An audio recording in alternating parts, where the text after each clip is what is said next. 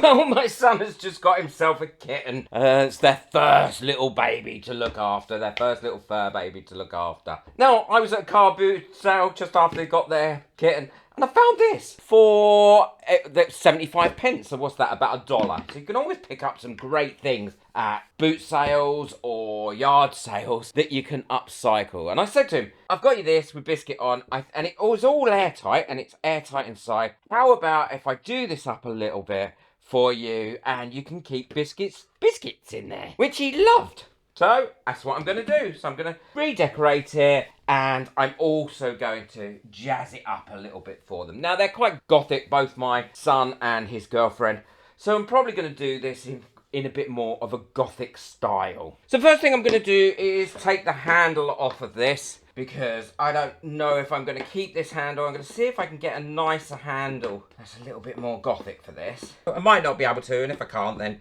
what I'll do is probably spray this handle black anyway. I'm going to pop those screws back in, because if not, I will lose them, and put them somewhere safe. It's so good to know what your limitations are, and losing things is certainly one of mine. So now I've got that all how I want it. I can't take the middle bit out. That's sealed in there, I think.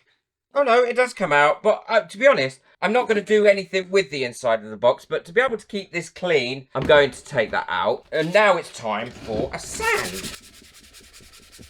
And this really doesn't need to be a sand down to bare wood, because I'm going to be putting some stuff on here and it's going to cover up this wood, so it's not going to look like wood.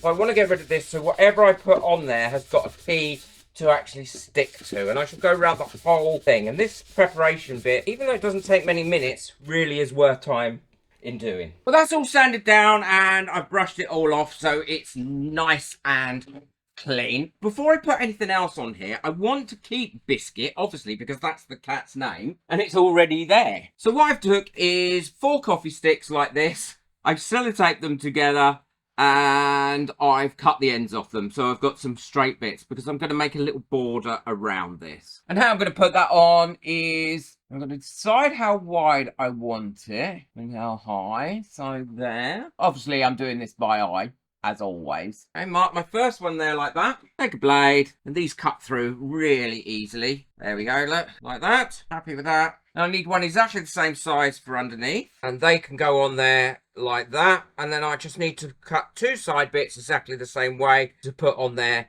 I'm going to gnarly them up a little bit as well. So that's how I want it to fit on there. So it's kind of outlining it with the side bits slightly inside. I don't want them level up, and I'm going to gnarly these up a little bit by just taking out some bits going round like this, so they're not perfectly straight, and have a look and see if I like it like that. If I don't, then what I'll do is I'll just cut some more and have them perfectly straight. I've drawn some lines on there now, and I really do like the gnarly bits, so it's about gluing these on now. And the reason I drew the lines on is so I can get them into place in the right area, because if not, my hands are too jiggly today to be able to do that. So I'm using just wood glue here. I'm lining them up, and the next side I can do is the side bits, because they're coming in a little bit. Now there's going to be some spill out on this, but I don't care. I will be able to get rid of that quite easily. There we are.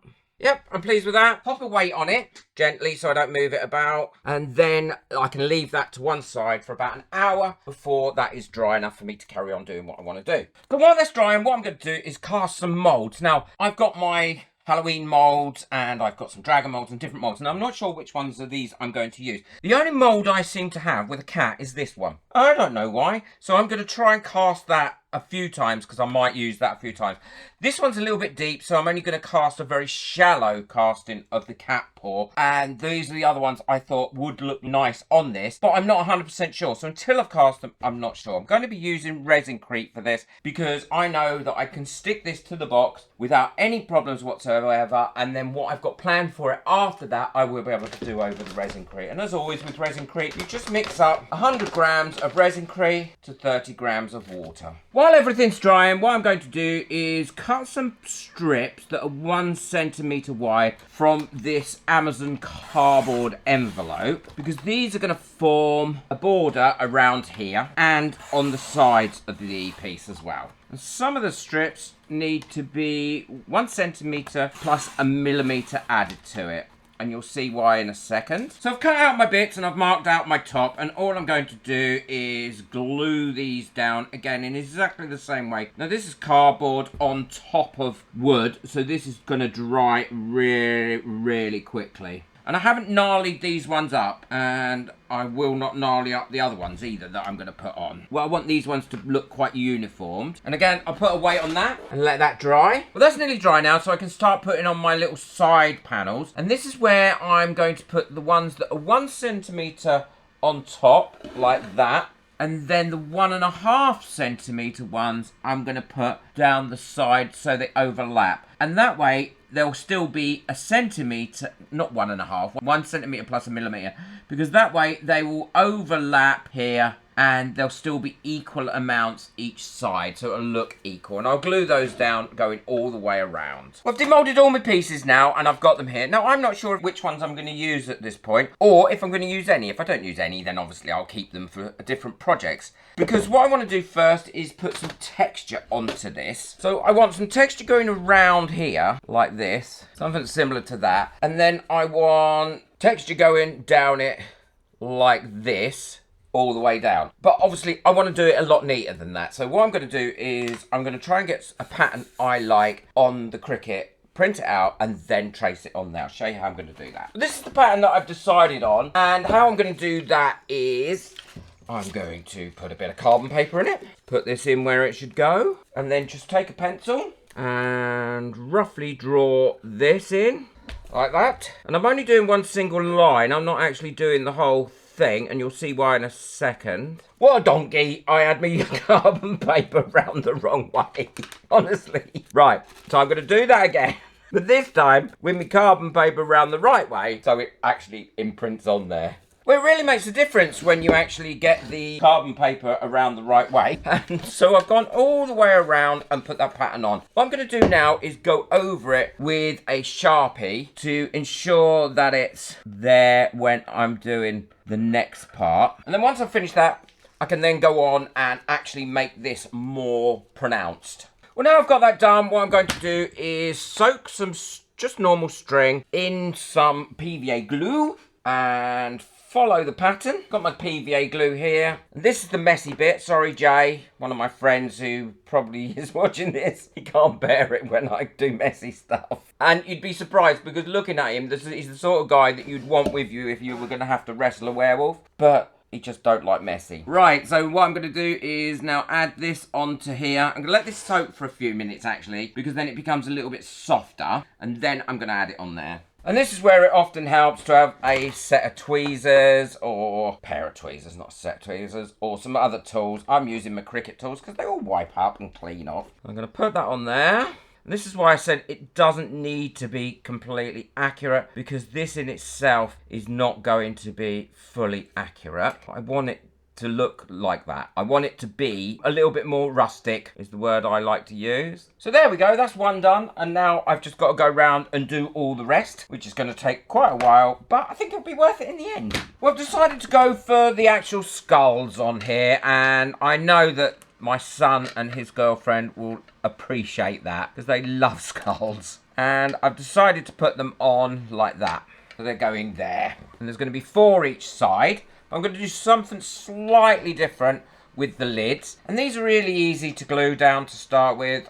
All I'm using is good old wood glue on the back of the Resincrite skulls. And Resincrite really does glue, I found, quite well. There we go. And then inside these little loops here, I'm going to put these doves like that. And I'm not sure if the camera's showing that very well at the moment, but once they're painted, you'll really be able to see how good they look. Well, now the string's all dry, what I'm going to do is cover it with paper. I've already covered this side, and I've cut the one out for this. Now you may ask, why didn't I put this over the top before I stuck these on? And the reason is I wanted these to be as flat as possible, and that way if this paper crunches up, they are still going to lay flat because they're not over the top of the paper. The other thing is, I could have done these string effects with a hot glue gun, but I never get as neat as I should with a hot glue gun. I have some bits that are thicker, some bits that are thinner, some bits that are higher, some bits that are lower. So that's why I chose to use string. And this is really easy. All I've got here is my PVA glue that I've watered down a little bit. Putting it all over everywhere first. And this is just kitchen paper. And that will give me the effect that I want. Because I don't want these really hard lines where I put these string on. Painting over the little resin creep pieces will also help seal them ready for when I paint the whole thing. So now I just need to pop that there, like that, over a little bit more. And then paint over that with the glue mixture and let it dry. I want a few crinkles in it because that gives it,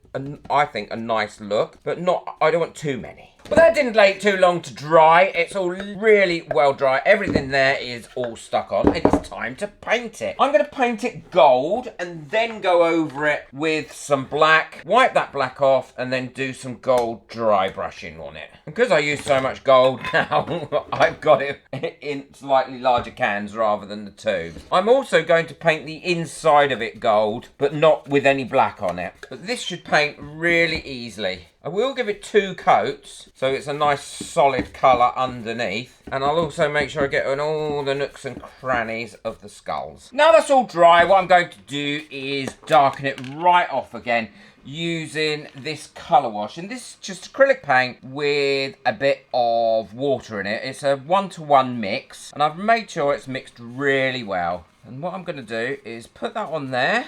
Like that, using this sponge to make sure it's completely covered everywhere. And take some more kitchen roll or kitchen paper, crinkle it up and just go over it like that. And that'll give it a great texture and that'll knock that gold right back again. And then just turn it round, do the same thing over there. How messy this bit is.